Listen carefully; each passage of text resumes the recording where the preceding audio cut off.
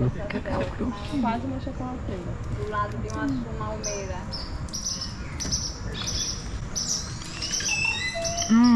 Esse aqui, essa amêndoa que eu tô É bom. Eles são uma espécie de commodity. É um pouco doce, saborzinho de terra. Minha origem. Então, quando chega na indústria, eles têm que passar por vários processos químicos para poder De mata. sabor, cheiro. Um bom sabor de mata. Depois de colocar tudo de maneira. Chocolatinho quentinho.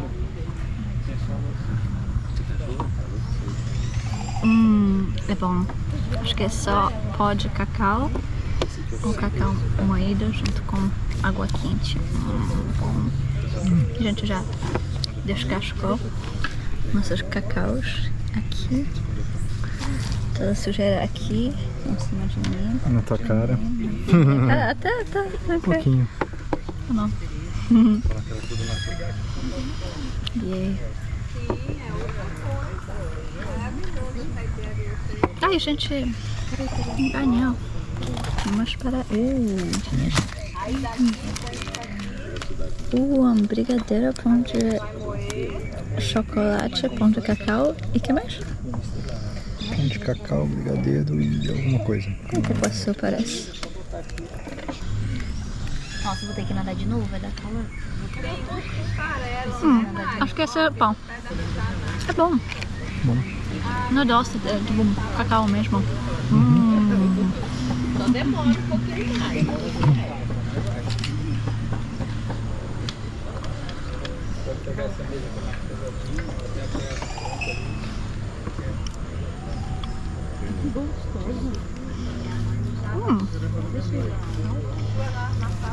Parece um bolinho com uma geleia.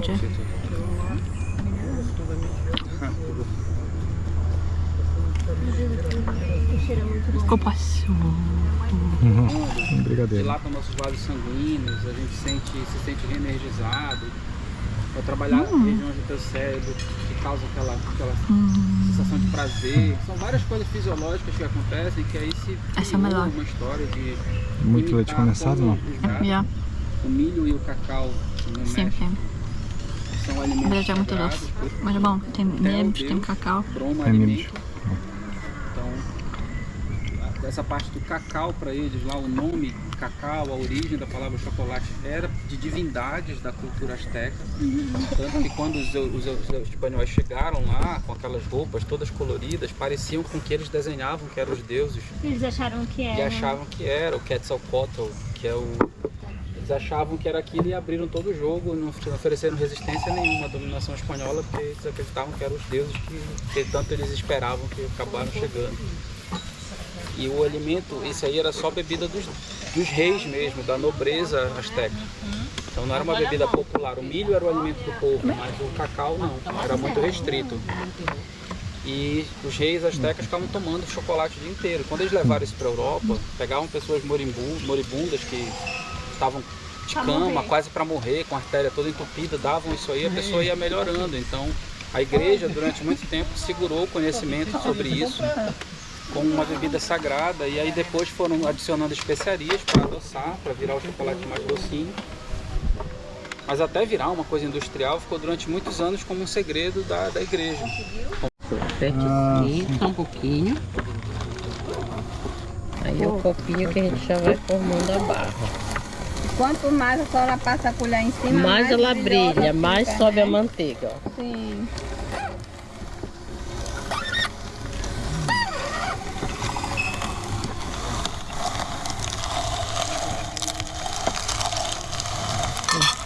Espera que bota pra cá. Força! Não, mas você... E organizar ela aqui.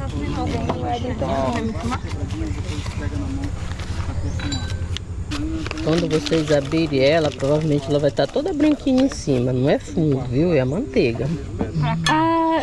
Sei, isso aconteceu com... Você pode pegar e passar no corpo, porque a quentura do corpo vai derreter ela. Filma. Tem que fazer bonito, cara. Aqui, ó. E essa, depois a outra. Aí, agora coloca esse aqui pra cá, pra ficar bonitinho.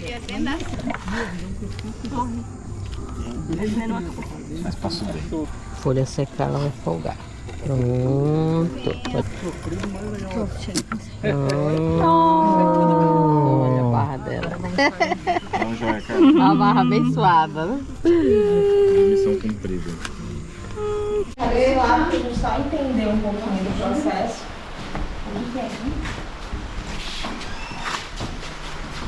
Que já foi mexido, com certeza. Nossa, que cheiro de fermentação. Aqui eu tenho a identificação dele. Ele chegou no dia 3/7. Foi do Gilson e veio 163 quilos de caroços de cacau, né? Sementes de cacau. Quando ele chega aqui, ele dá uma semente. Aí fica em média 6 dias aqui dentro, passando pelo aquele processo que o Mário explicou pra vocês de transformação pra eles poder formar sabor do chocolate. Se eu tivesse pego esse caroço e botado simplesmente pra secar, ele não ia ter tempo pra absorver os sabores que eu preciso que ele absorva, pra depois eu ter um chocolate de qualidade no futuro. Então aqui ele fica, ele vai transformando com as leveduras, o ácido que se forma. Primeiro forma o álcool nos primeiros 3 dias e depois, nos últimos 3, forma o ácido acético, que é o vinagre. E aí é por isso que ele vai mudando de cor. Ele vai equilibrando a acidez que esse cacau traz. Esse cacau é um dos mais ácidos que tem, que é o cacau forasteiro. O crioulo, pra vocês terem ideia, não sei se é o crioulo ou o trinitário, um dos dois, ele leva 3 dias só para você controlar essa acidez. Esse aqui já vai o dobro do tempo. Se alguém quiser, pode enfiar a mãozinha assim só para sentir o calor. Aqui pode chegar até 50 graus, mas não é esse o ideal. A gente tenta controlar a temperatura para que não ultrapasse e a gente não perca, né, o sabor que a gente quer do chocolate. Isso é calor é natural? Esse calor é natural. Aí vem alguém com um termômetro pra medir, quando não é com termômetro, é no olhômetro mesmo, e aí sabe, aí faz a revira de 20 a 24 horas, eles fazem a revira com isso daqui, ó. E essa revira serve também para trazer sabor, para tirar misturar tudo, né, o cacau que tá embaixo, vir pra cima, não deixar que ele fique tão amassado assim, porque se eu deixar ele permanente assim, automaticamente as sementes que estão lá embaixo, elas não vão ter como ficar, né, robustas, elas vão ficar muito amassadas e eu vou perder talvez essas amêndoas que estão lá embaixo. Por que eu tô falando amêndoa? Porque quando eu mato o cotilédone, que é o que daria vida a uma próxima planta, eu deixo de ter uma semente e passo a ter uma amêndoa. Aí eu tenho nibs de cacau, aqui eu não consigo mais plantar, não dá mais para germinar. Ele já está passando por um processo de fermentação que vai matar a possibilidade para virar uma próxima árvore. Depois que sai daqui, no 7º dia, ela vai para a área da secagem, que é a estufa ali ao lado. E na estufa eu levo para reduzir a umidade e chegar a pelo menos 8% somente. Mas é difícil de chegar a 8% numa área onde a gente já tem um clima quente e úmido, né? Chega ali pelos 10%. Para que isso? Para liberar mais acidez das amêndoas, deixá-las mais sequinhas e assim eu poder armazenar durante o período que eu vou precisar para a produção de chocolate. Vocês viram que ela é de safra, então eu tenho o ano todo para produzir o chocolate a partir das amêndoas que eu armazenei na safra. Tá bom? Então daqui ela sai, vai para secagem. A amêndoa absorve muito cheiro fácil. Então precisam ser de madeiras e também tem uma medida certa. Você tem que sempre deixar uns 10%. Quando a estufa não comporta todas as amêndoas que foram trazidas para cá e estão sendo fermentadas. Chocolate 160. Esse é o 70? Eu gosto de chocolate aqui, tá bom? Não atrapalhar Você não atrapalha o paladar, porque o 100% ele não tem açúcar. Se você for colocar o contrário, você vai ter o paladar comprometido. da textura diferente. 100%, gente. É bom. Aqui tem, ó. É bom, bem marronzinho. Não amargo. Não. É muito, um dos melhores 100% que eu já tive. O melhor coisa da Costa Rica. Alguns. Pois é, yeah. Obrigado. É um poço. Ali é o lado. De chocolate também. Maravilhoso, né? Vocês podem descartar. Esse carregamento veio de um. Fiquem à vontade, gente.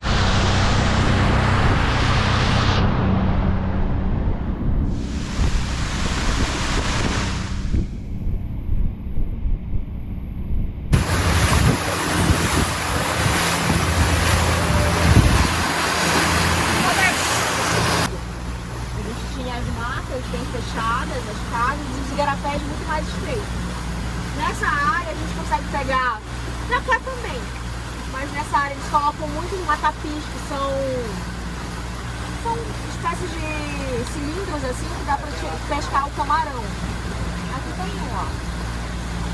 Tem camarão aqui? Tem muito camarão. Camarão de água doce. É uma delícia. É muito bom. O que a gente, pra eles é normal, pra gente é considerado um luxo. Eles conseguem pegar o camarão na porta de casa e comer e fazer ele bem fresquinho. Né? Então, a natureza dando todo o suporte aí pra alimentar. Nesse lado aqui a gente tem uma grande quantidade de açaizeiros, cacaueiros, pés de seringa, pés de angiroba, ingazeiros, o que mais que eu tenho aqui? Caperebazeiro e várias outras espécies, mas aqui tem mais densidade é o açaí e o cacau. E as andirobas que não são comestíveis, né, mas são utilizadas para retirada do óleo. A questão das casas para esse lado, elas são mais espaçadas. A gente consegue ver um vizinho aqui, outro vizinho ali, né, porque os terrenos não foram subdivididos e não foram vendidos. A maior parte deles tem um dono único, aí quando vai a próxima casa, toda a área que está sem construção também tem um outro dono, assim por diante. O igapó, que é o tipo de solo, eu tenho variedades. Tem o igapó, eu tenho a várzea. A várzea é por onde nós andamos hoje. Essa época do ano ela fica muito úmida. Eu tenho a terra firme, são áreas onde não chega a alagar nunca. Capoeiras, campos alagados, que é a casa da região do Marajó. Eu tenho o ecossistema de manguezais, que vive ali aquela lama, onde dá o caranguejo. Cerrado no Marajó. Achei que era chuva. É chuva ou camarão? É chuva. Mas tem umas que não são, tá? Aquilo ali é chuvisco. Mas se vocês forem vendo, eles dão um pipocado assim, é camarão.